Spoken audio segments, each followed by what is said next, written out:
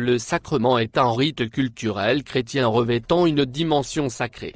Pour les chrétiens catholiques, le sacrement produit un effet dont la source est Dieu, qui donne sa grâce. Ils y trouvent le symbole et le moyen d'une alliance entre Dieu et les hommes. On définit théologiquement un sacrement comme étant un signe destiné à donner ou à augmenter la grâce sanctifiante des croyants. Selon l'Encyclopédie catholique, les sacrements sont les signes visibles de la grâce intérieure, institués par Christ pour notre sanctification. L'Église catholique romaine enseigne que, bien que Dieu accorde la grâce à l'homme sans symbole visible, il a également choisi d'accorder la grâce à l'homme à travers des symboles visibles. Voici, selon l'Église catholique romaine, les 3 conditions qui caractérisent un sacrement.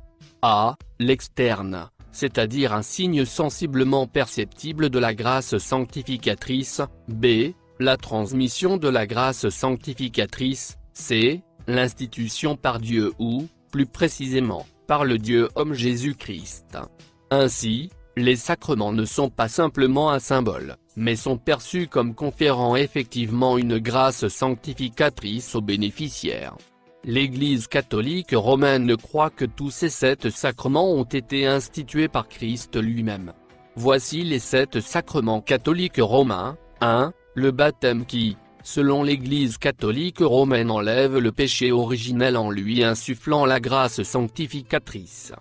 2. La pénitence, dans laquelle l'on confesse ses péchés à un prêtre.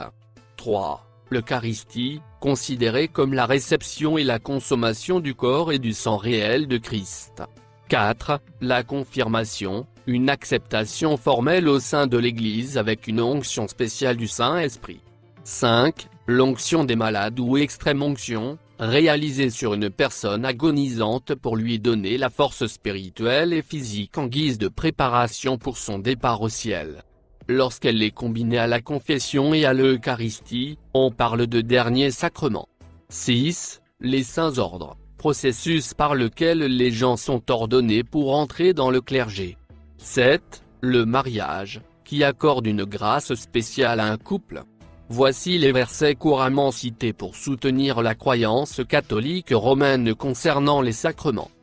En s'en tenant uniquement au passage montré ici, l'on pourrait conclure qu'ils transmettent effectivement un certain avantage, tel que la vie éternelle, le pardon des péchés, la présence du Saint-Esprit, ou son pouvoir ou son don spirituel du service, etc. Cependant, pris dans le contexte des Écritures dans l'ensemble, rien n'amène à croire que Dieu voulait que ces passages soient utilisés pour justifier des rituels comme moyen de transmission de la grâce. En d'autres termes, l'idée même de sacrement transmettant la grâce salvatrice aux gens n'est pas biblique. Il y a particulièrement 2 parmi les principaux sacrements auxquels, selon l'Église catholique romaine, il faut nécessairement prendre part afin d'avoir la vie éternelle, le baptême et la communion eucharistique. Sur la base de la croyance catholique romaine selon laquelle le baptême est une condition pour avoir le salut, ils affirment qu'il est important de baptiser les enfants. Mais vous ne trouverez nulle part dans les Écritures un passage confirmant cette doctrine. À maintes reprises à travers les Écritures, la foi, et non la foi plus le baptême, est considérée comme le moyen par lequel l'on reçoit le salut. Car Dieu a tant aimé le monde qu'il a donné son Fils unique, afin que quiconque croit en lui ne périsse point, mais qu'il ait la vie éternelle.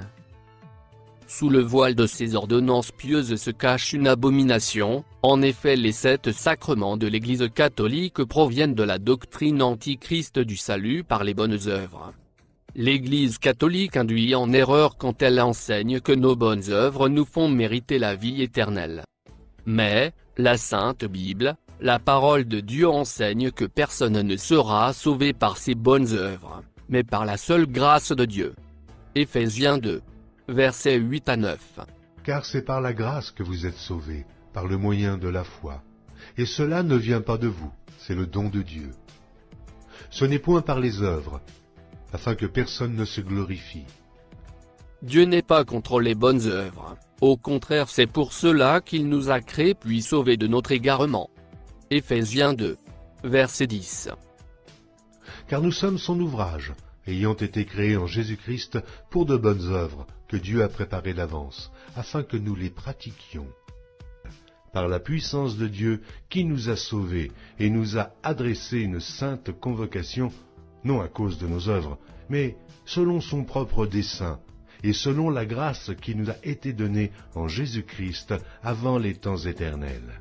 Cependant, si nous associons celle-ci à notre salut, cela reviendrait à renier l'œuvre parfaite et accomplie de Christ sur la croix.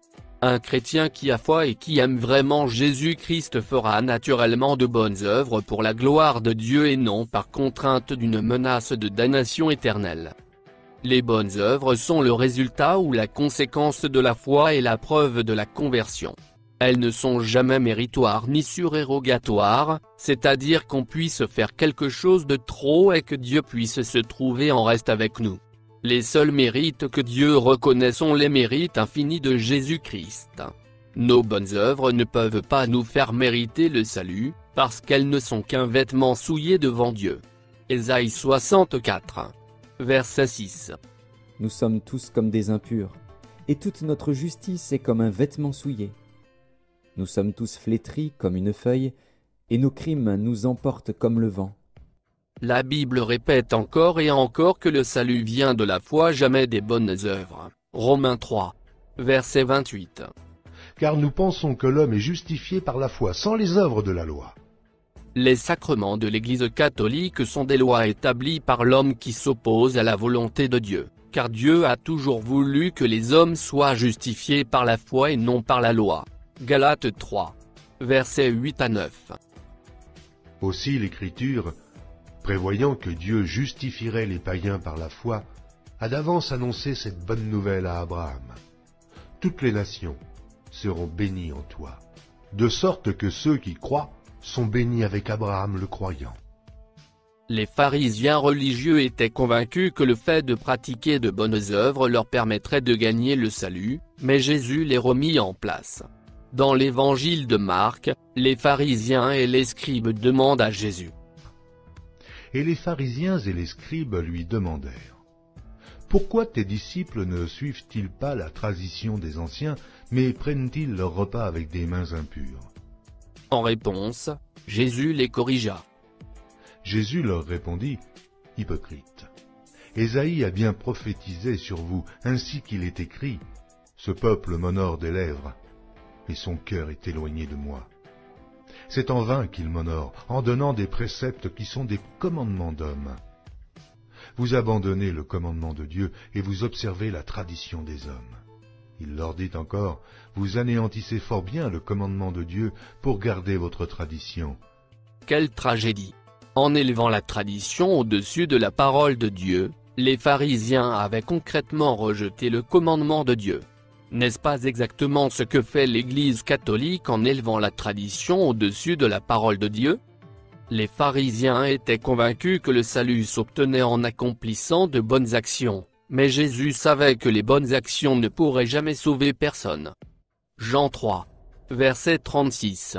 Celui qui croit au Fils a la vie éternelle. Celui qui ne croit pas au Fils ne verra point la vie, mais la colère de Dieu demeure sur lui. Sans la foi, on ne peut être agréable à Dieu.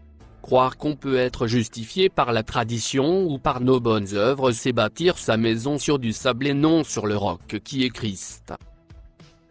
Néanmoins, sachant que ce n'est pas par les œuvres de la loi que l'homme est justifié, mais par la foi en Jésus-Christ, nous aussi, nous avons cru en Jésus-Christ, afin d'être justifiés par la foi en Christ, et non par les œuvres de la loi.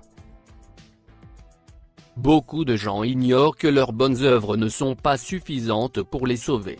Cette ignorance est affligeante, car après la mort, ils seront envoyés en enfer pour l'éternité. L'apôtre Paul a fait une déclaration importante concernant les bonnes œuvres. Je ne rejette pas la grâce de Dieu, car si la justice s'obtient par la loi, Christ est donc mort en vain. En d'autres termes, si vous pouviez gagner le paradis grâce à vos bonnes œuvres, alors Jésus a subi une horrible mort pour rien. Mais il n'en est rien. Les Écritures déclarent que Jésus a donné sa vie parce qu'il n'y avait pas d'autre moyen, pour nous, de recevoir le pardon de nos péchés. L'unique façon de devenir enfant de Dieu est la foi en Christ. Les bonnes œuvres ne feront jamais l'affaire. Car vous êtes tous fils de Dieu, par la foi en Jésus-Christ. La Bible répète sans relâche la position de Dieu, afin qu'elle soit encore plus claire, Jean 3, verset 18.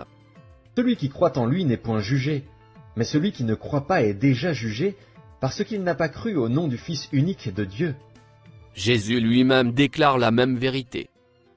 La volonté de mon Père, c'est que quiconque voit le Fils et croit en lui ait la vie éternelle, et je le ressusciterai au dernier jour. La grâce salvatrice reçue simplement au moment où l'on a cru est la seule que la parole de Dieu nous appelle à recevoir. Cette grâce est reçue par la foi et non en observant des rituels. Le concept des 7 sacrements en tant que source de grâce salvatrice est entièrement infondé bibliquement. C'est l'un des traits caractéristiques des sectes de vouloir introduire ou ajouter leur tradition à la parole de Dieu. Les sacrements de l'Église catholique est un système sectaire visant à garder le croyant jusqu'à sa mort dans le giron de l'Église. Les paroles du pape ne nous laissent pas indifférents sur la réelle intention de l'Église de Rome. Capita di sentire qualcuno dire io credo in Dio, credo in Gesù, ma la Chiesa non mi interessa. Quante volte abbiamo sentito questo? Questo non va. C'è chi ritiene di poter avere un rapporto personale, diretto, immediato con Gesù Cristo, al di fuori della comunione e della meditazione della Chiesa. Sono tentazioni pericolose, sono tentazioni dannose.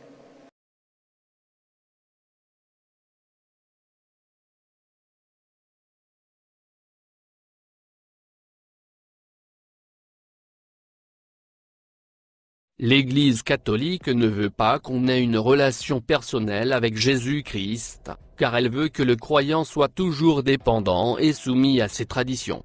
C'est dangereux pour l'Église catholique lorsqu'un fidèle se rapproche de plus en plus de Jésus, car quand le croyant est proche du Seigneur, le voile de la religiosité se déchire.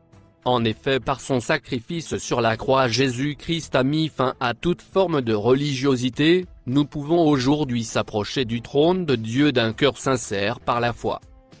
Que quand Jésus est mort sur la croix, au même instant, à quelque distance, à l'intérieur de la ville de Jérusalem, à l'intérieur du temple de Jérusalem, un voile immense qui séparait le lieu saint du lieu très saint s'est déchiré de haut en bas. Pourquoi? C'était la symbolique que maintenant l'homme pouvait entrer dans le lieu très saint, dans la présence même du Père, à cause du sacrifice qui venait d'avoir lieu à quelque distance, sacrifice ensanglanté. C'est par ce sacrifice qu'un jour nous serons dans la présence du Père. Alléluia. Le voile a été déchiré. Ce n'est pas étonnant de voir que l'Église catholique continue à lutter contre cette vérité évidente, puisque dans le passé elle avait interdit la lecture de la Bible aux simples croyants. Ceux qui possédaient une Bible étaient considérés comme des hérétiques et étaient même punis de mort sur ordre du pape. Elle a enseigné depuis des siècles que hors d'elle il n'y a pas de salut, mais aujourd'hui le message a changé. Depuis Vatican II, l'Église de Rome est devenue totalement œcuménique. Il n'y a pas très longtemps le pape François, infaillible selon le dogme de l'Église catholique, a déclaré que toutes les religions sont des chemins différents qui mènent à Dieu, il suffit d'être sincère. Il a aussi déclaré dans une communiqué que quelle que soit la religion dont nous faisons partie, on est tous des enfants de Dieu. On voit bien là l'hypocrisie et la séduction de l'Église catholique. Peu importe ses intentions, ce qu'elle fait, ou ce qu'elle enseigne, l'Église catholique a toujours agi pour ses propres intérêts. Ainsi la doctrine des 7 sacrements n'est qu'une façade de plus servant les propres intérêts de l'Église de Rome et non celle du Christ. Chers amis catholiques romains, vous devez maintenant prendre une autre décision. Soit vous croyez à la parole de Dieu et acceptez le cadeau gratuit du salut grâce à Jésus-Christ, soit vous préférez les traditions de l'Église catholique, qui affirment que le salut doit être gagné par de bonnes œuvres. Vous ne pouvez pas choisir la doctrine catholique et la parole de Dieu, car elles sont en contradiction l'une avec l'autre. L'Église catholique romaine est une église rusée. Rusée. Elle est conduite par Satan. Elle est dirigée par le diable. Elle vit dans le mensonge. Elle prend de la vérité, certaines vérités, et la mélange avec de l'erreur et du mensonge. Voyez. Et des millions de personnes sont captifs et captives donc des liens, des chaînes de Rome. L'Église catholique prêche l'évangile des 7 sacrements et non celle du salut offert gratuitement par Jésus-Christ. Toute doctrine qui annule ou qui met au second plan l'œuvre de Christ accomplie sur la croix est un autre évangile, un évangile antichrist qui détourne les hommes du seul vrai chemin de la rédemption qui est en Jésus-Christ. Je m'étonne que vous vous détourniez si promptement de celui qui vous a appelé par la grâce de Christ pour passer à un autre évangile.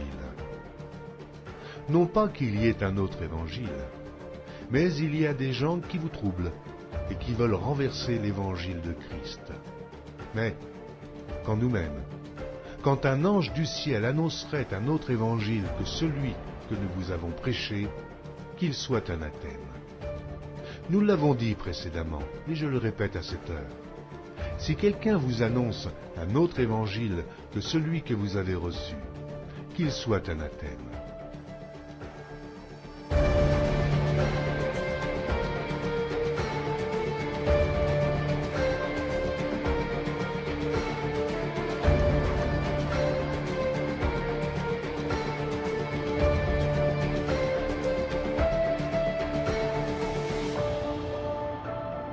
Je suis le chemin, la vérité et la vie. Nul ne vient au Père que par moi.